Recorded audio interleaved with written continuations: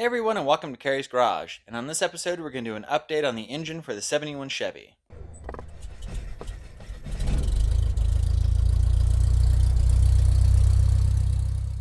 So here's how the engine currently sits. I did get a couple of parts since the last video, and I've started to mock up some stuff to kind of, see where things need to sit or what I'm missing.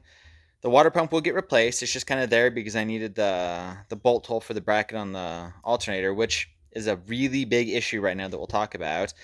Also recently, I discovered that I actually have all the brackets I need to go in the correct place for the power steering pump. That was one thing I was kind of lacking since this engine didn't have power steering on it, but my truck does. And since the brackets on the 307 are very different, because this doesn't have any bolt holes on the cylinder heads, I started digging through a box and I found the brackets, and they're the exact correct brackets. I had them mounted up the other day and I've been cleaning them off. I'll paint them.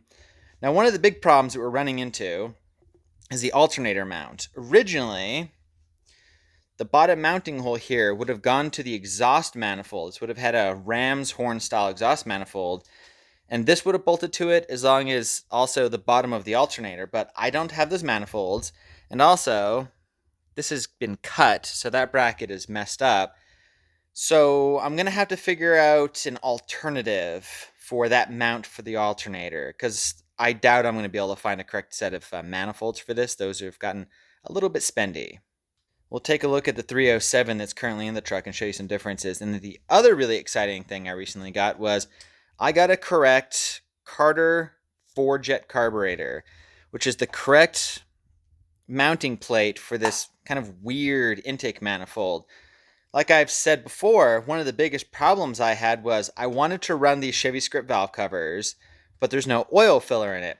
But I wanted a 4-barrel manifold. But to get a 4-barrel manifold with the oil fill tube, which isn't installed quite yet, I still need to paint it. I've been cleaning it up, so it's just kind of sitting there.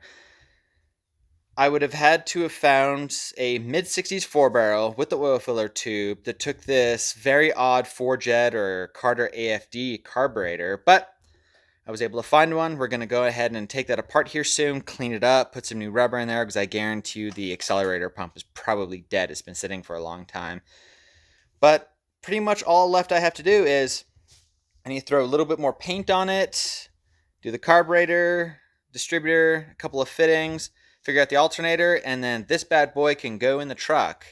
But let's go take a look at the engine that's in the truck and show you some of the differences. So here's the very tired 307 V8 that's in the truck. As you can see, one of the biggest differences right there, the alternator is mounted on the left side, and the mounting hole goes into the cylinder head. So I can't do that on the 283. It doesn't have mounting holes in the cylinder head.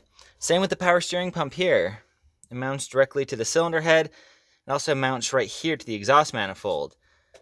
I might use these exhaust manifolds, but then I'm going to have to find an alternative bracket for the alternator, because the correct manifold for that alternator would have had the two mounting holes right here for the alternator. So it's kind of a weird pickle and a big Frankenstein putting the 283 in the 71 that was originally the 307. But it's like I've said, I don't want to rebuild this engine.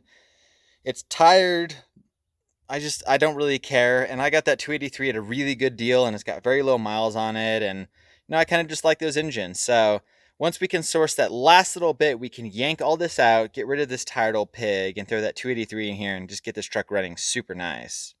And then the very last touch that I need to do is just paint the Chevy script in black so it'll kind of stand out against this gold, which I really like how this engine looks. It's going to be kind of out of place when you open up the hood of the Chevy, but I really don't care. The truck's a pile.